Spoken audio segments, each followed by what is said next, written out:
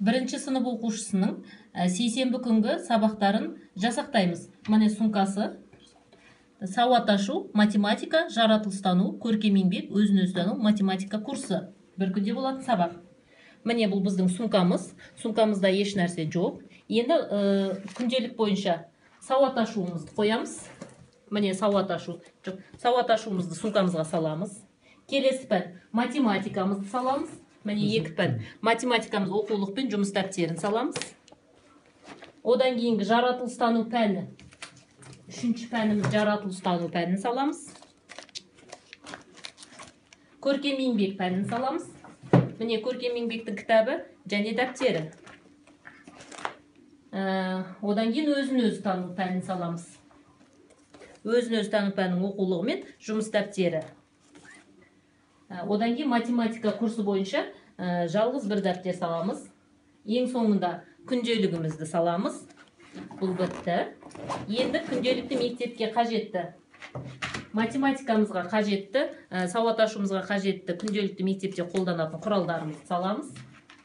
Жаңағы көркем еңбекте пайдаланатын карандашымызды саламыз.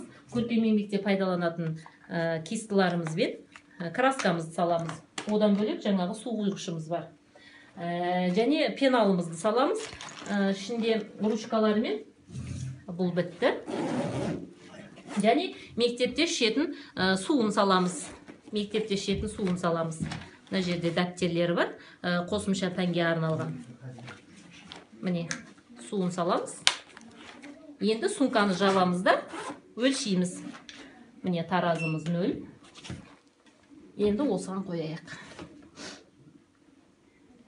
5 килограмм 275 грамм. Оған қосамыз. Күнделікті физкультураға киетін киімдерімізбен қосамыз. Сол кезде 1 килограмм 120 грамм. Бұл бөлек. Негізгі сумкамыз, міне салмағы. Күнделікті сабақ жоспар бойынша сейсенбі күнгі сабақ жоспар бойынша жасақталған сумка 5 килограмм 225 грамм. Барлығын қосқан кезде міне 6 килограмм 375 грамм.